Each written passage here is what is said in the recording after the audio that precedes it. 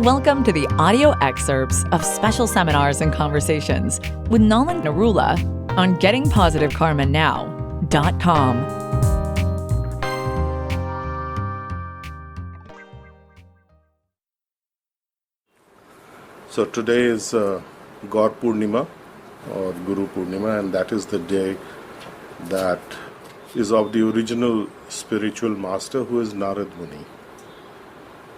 And Sri Narad gave the instructions for the benefit of mankind to Krishna Dvaipanya Vyas, also known as Ved Vyas, who in turn gave the instructions to Shukadev Goswami, his son. And they spoke the most confidential knowledge of benefit to mankind for mankind's progress. Ved Vyas was not happy after completing the Mahabharata, and he approached Narad Muni and said, you know, that I am not very satisfied, although I have done all these works. So can you tell me why I am not satisfied after completing all these works that I have done? And he had also compiled the Vedas, divided them into 4, and the histories and the Purans were considered to be the 5th Ved. So Vyas means editor, divider. So he took all this knowledge and he had divided it, so he was the great editor of knowledge, Ved Vyas. Ved means knowledge. And so Narad Muni gave him 10 shloks, 10 instructions in synoptic form.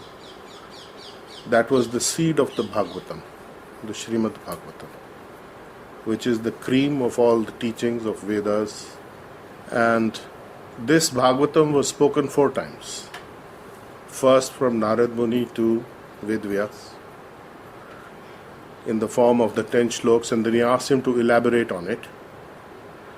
And then he spoke to his son, Shukadev Goswami, who was born only after Lord Krishna persuaded him to be born. He was in the mother's womb for 16 years. He refused to come out. And the conversation was that, you know, it is all Maya outside. I am very happy inside here. I don't want to come out and be captured by Maya. So Krishna promised him, you won't be captured by Maya. I assure you. Please come. So he came. And immediately he started walking out. He left the family and he started walking into the forest, and he was not wearing any clothes. And as he walked through the forest, there were some women naked swimming in a pool, and they saw him and he saw them, and he continued, and they continued bathing. And then his father, Ved Vyas, came after him. And the women immediately started gathering their clothes and covering themselves. So he said, what is this? My handsome young son walked by, 16 years old, and you didn't bother to cover yourselves. And I am an elderly man and you are now covering yourself. What's the thing? So they said, in him there is no lust and desire. So that was a bit of a shock to Ved Vyas. So even one can be very elevated, one may have materialistic desires. And that was actually the cause of his dissatisfaction. So Narad Muni told him, you are dissatisfied because you are only focusing on telling people about dharam, arth, kam and moksha. In all the teachings that you have given, you have only taught about dharam, arth, kam and moksha. Dharam means the righteous path, what you must do according to your dharma, according to your occupational duty, which is prescribed in the teachings, in the scriptures, by knowledge coming down from Guru. And there is the desire for material benefit. Dharam, arth, material benefit, wealth, finances. Kam, satisfy your desires, your lusts, your whatever it is, in a directed way, in a regulated way, so that you are able to live a life which is giving you the righteous path to progress in your spiritual life, to become free of binding consequence karma, to become free of karma as well as vikrita karma, which is also shortened as vikarma, and move to the point of akarma, which is binding consequence free karma. So you need to tell them about the people, you need to tell them about the Supreme Divine, you need to tell them about Krishna Leela. You need to tell them that how they should approach the Divine by chanting His names and so on. So he spoke this elaborate form of Bhagavatam, slightly more elaborated than the 10 principles that he had got from Narad Muni, to Shukadev. So that was first Sri Narad to Sri Ved to Sri Sukdev. So that's 1, 2 recitations. The third recitation took place at Sukartal, where a gathering of scholars was addressed by Shukdev Goswami. And after that, in that gathering, there was one man called Sutta Goswami. Later he came to be known as Sutta Goswami. And he was a person he had to hear, he was a Shrutidhar. A Shrutidhar means a person who hears something once and he remembers it. So he remembered everything that Shukadev Goswami said. And then at Naimisharanya, before the advent of Kali Yuga, all the rishis and the sages, they saw that there was going to be a lot of blackness coming up for the people overall in the age of Kali, which is known as the Iron Age of quarrel and hypocrisy. So, to mitigate the effects of the Iron Age of quarrel and hypocrisy, they did 1,000-year yajna. So there were over 60,000 people present at that time. And they requested Sutta Goswami that, you attended this gathering of confidential knowledge being shared by Shukdev Goswami in this gathering at Sukartal. Why don't you tell us? We have lots of time. So we have 1,000 years, so we would like to hear this teaching. So that is the fourth time that the Bhagavatam was spoken in lecture form every evening, and that's the last time it was spoken in that form. So the highest knowledge of the Divine is given in the Srimad Bhagavatam. It is considered to be the cream of all the Vedas, the cream of all spiritual teaching.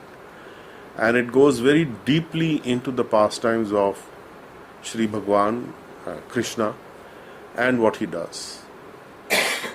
And what is our duty towards us. So then Bhagavatam was also spoken at the time when there was the curse given to a king that he will die in how many days? 7 days. And who was this king? Parikshit Maharaj. So he was cursed to be killed by Takshak, a snake bird, because a Brahmin son felt that his father had been offended by Parikshit Maharaj, and so therefore he cursed him to die in 7 days. So then Parikshit asked the gathering of all the sages who had appeared, what is the duty of a man when he faces death? Because he was dying in 7 days. And he said, fine, I accept this curse. This is divine grace. This is my karma. I want to know what I should be doing. So then the Bhagavatam was spoken again at that time by Sukadev Goswami. Guru Purnima is the day that recognizes that, and also is the day when Chaitanya Mahaprabhu appeared, almost 500, little more than 500 years ago. And Gaur Purnima means white or golden, full moon. And it is interesting, yesterday was a blue full moon, almost, close to full. And it was very bluish in color, so that is Krishna's color. And today is golden, which is the golden avatar, Chaitanya Mahaprabhu. So that is the essential teaching. And It expands into many volumes, into 10, 12 cantos of the Srimad Bhagavatam. One of the best expositions of which is by Bhaktivedanta Swami Prabhupada of the ISKCON, and who these books are published by the Bhaktivedanta Book Trust. They are available online also, or you can buy hard copies. They are good books to give you a basic understanding, but this knowledge is not easily understood without the presence or the intervention of the right commentator or right guide. So far as healers, we have in a hidden way embodied that in our teachings of Reiki and the KQ force, recognizing that Reiki is the female or the mother energy of the universe in movement, and the KQ force is the sthir, non-moving in that sense, energy of the divine himself, because the male potency is considered to be not moving, it is not changeable, it is constant. The female energy, which is the dependent energy, is considered to be movable and not constant. So things like knowledge is female, wisdom is male in terms of classification. So both are required, but anyone at any time can access the reality or the truth by simply observing what is happening at the present or what faces you at that moment in time, without any filters, without any bias. So, and it is good to hear this from a commentator who is following in the school of the previous acharyas, the previous masters. So if anybody would like to make a study of any of these, I would say that one of the most authentic representations of the bare translation and deeper aspects of it are by Bhaktivedanta Swami, because he has correlated many scriptures which has not been done so far in one single place. So this is a phenomenal work. He couldn't complete it in his lifetime. He I think at the 10th canto, he completed most of the 10th canto before he passed away. The most confidential knowledge at the end of it, or the Uddhava Gita, is in chapter 11, in canto 11, I think, of the Bhagavatam. So that was completed by his students after his passing, but in a similar vein. So I think that was completed by Hridayanand Goswami, if I'm not mistaken, who was an American disciple of Bhaktivedanta Swami. He was a Sanskrit scholar. And so there are teachings like that from that generation of the acharyas in that line. So at some point we should recognize that we have to move towards a greater knowledge about what is the source of Reiki and the KQ force. So we have mentioned sometimes that the source is coming from the source of all sources, and Bhagavatam is a discovery of that source of all sources. So that is an advanced study, and the basic guidebook is synoptic form. You can say that the master's course is the Bhagavad Gita, because that is the guidance, the fundamental guidance and rule book that is handy. And then the advanced study is the Bhagavatam, and beyond that is Chaitanya Charitamrita. That is the pastimes of Lord Chaitanya, which are entirely having to do with devotional service. So over time we will explore these scriptures and we will explore these understandings. And as is the mandate of anybody who occupies the Vyasasana means the place of Ved Vyas, in recognition of the one who disseminated this knowledge further after he got it from Narad Muni. So this day is also called Vyas Puja Day, where you offer to the spiritual master. And there is a little bit of tradition which In a Vaishnava tradition, it is followed differently. In various traditions, it's followed slightly differently. But the idea is the same, that you are honoring the Guru, the disseminator of knowledge, and the one who wipes out darkness. Gu means darkness and Ru means one who destroys. So the destroyer of darkness, by giving illumination and wisdom. So in the days coming forward, I will be holding classes. I'm not sure exactly the format, how it will work out, how many days a week, but we will work that out as we go forward and delve into these teachings and literatures and see how they can energize us and re-energize us to progress in our lives beyond the idea of dharma, arth, kam and moksha, where moksha is considered to be a distancing from the dharma, arth and kam because you're fed up with it. Ultimately, you haven't eat too much or something, you must fast. So moksha is fasting. But there is something beyond moksha. Moksha is not the goal ultimately. So the goal is devotional service to the divine, to the supreme divine, who is Shri Krishna, and that is established through so many scriptures and so many authorities and so many teachings. So we will study that in the days and weeks coming forward, and I will inform everyone on the internet, on the blog, when this happens. So you're welcome to come and attend those classes. I will try and have them in the morning because I think that's a good time, and I think most people would be able to attend in the morning. Is that right? Yes. Okay. So we will do that, because we need a balance between, we are doing all this, a lot of healers have healed their life sufficiently or on the way to healing their life sufficiently, they are comfortable, and then there is dissatisfaction still, something is still missing. So this knowledge of the divine is missing, which we will now disseminate. Okay? So we will have a short, any questions? Let me ask, any questions?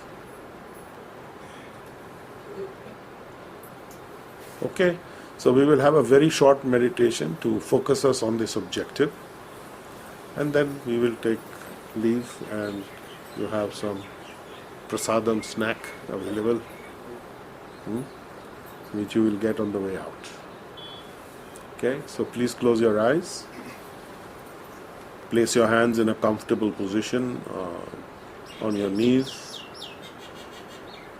Adjust your body to be comfortable.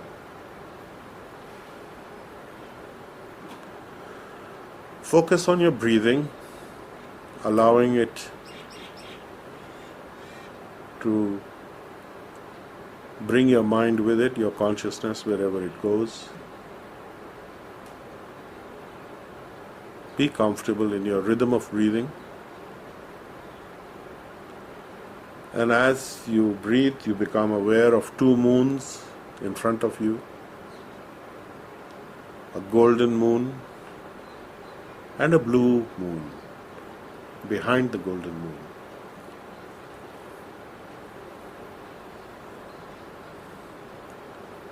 As the rays of the blue moon touch the golden moon, they are turning into a brilliant whitish gold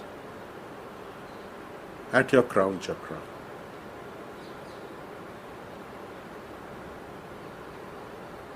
And the rotation of your crown chakras is gradually becoming the same color.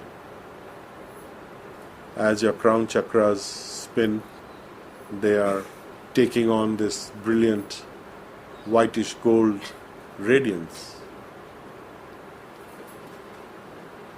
Stay with the golden light. Reconnect with it.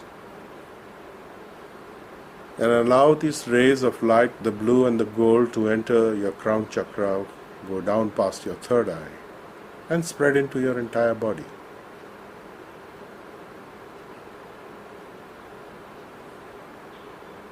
As it enters your third eye, become aware that it's channeling the energy, And there you see a being who is half blue and half gold.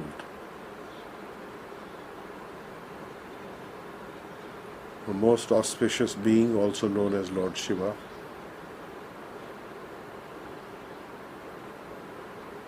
And as this energy flows down, his entire body becomes a radiant gold with a beautiful blue band around his throat.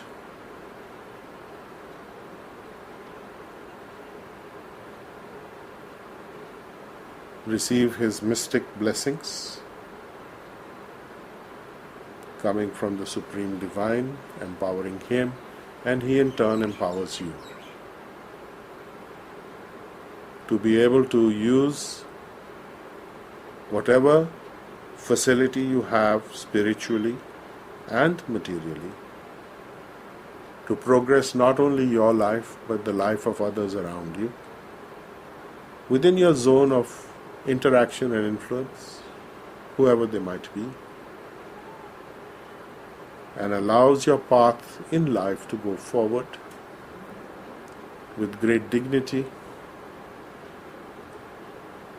with steadiness of purpose,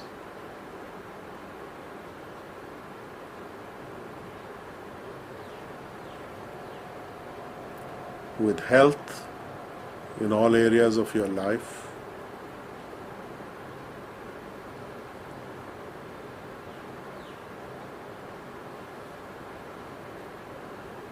allowing you to feel free of the burdens of all fears that you have carried with you, allowing you to put it down and let them wash away in this radiant golden light. Coming on this special day of Gaur Purnima 2015.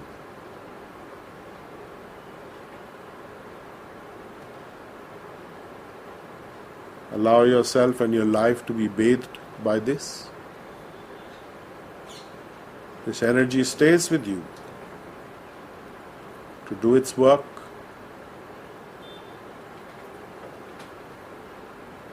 as long as it is required to do its work, and then it will move on, having done its work, whenever that might be. Expressing your gratitude for receiving this energy from the Divine, from Chaitanya Mahaprabhu, from the long lineage of gurus and spiritual masters, the dispeller of darkness. Connect with the joy in your heart. Experience the happiness at every cell and pore of your body. Focus on your breathing. With a smiling heart and a smiling face, open your eyes.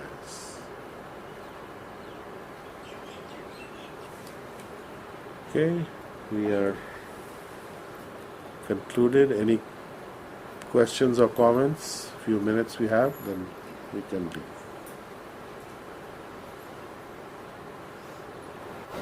Sir, like these days you see so many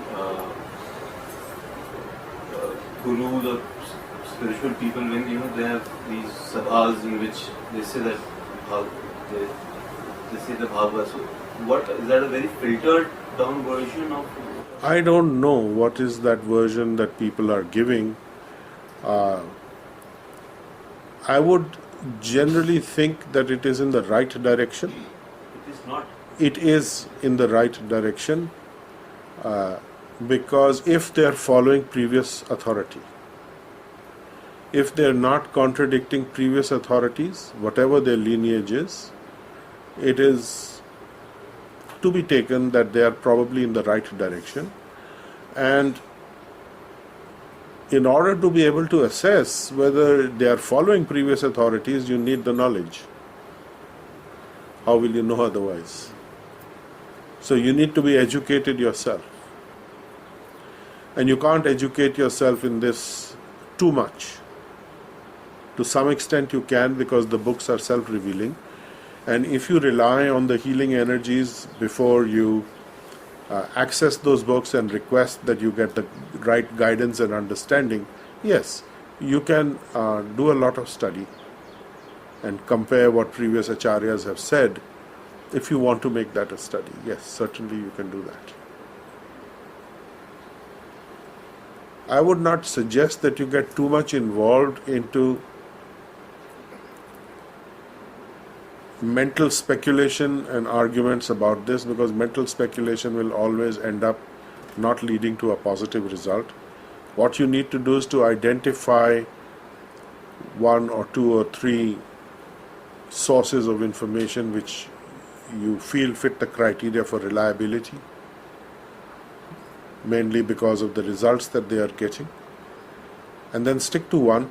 Because if you go to many authorities and many contradictory schools of thought, for example, the Vaishnavas and the Shaivites are different in their exposition of their philosophies, and they are looking at different beings, at different aspects of the expansions of the divine. So there is a confusion. So if you are wanting to know about the divine, then you should know about the divine from the maximum highest available source, which would be the Surya Brahma Sampradaya, the Vaishnavas, for example. The Shaivites have their own Sampradaya, which is also valid. There is nothing wrong with it. There is the Kumar Sampradaya, there is the Devi Sampradaya.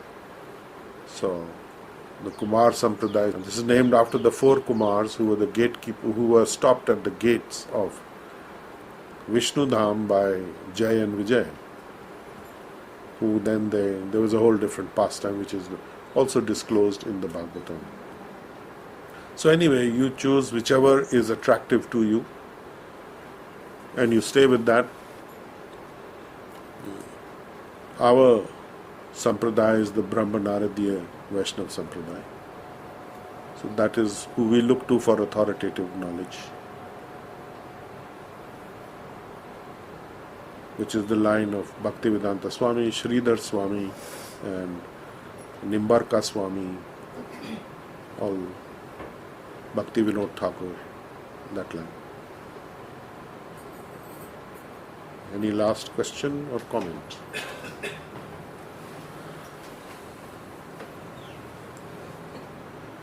Okay, thank you very much for coming, and we shall be in touch.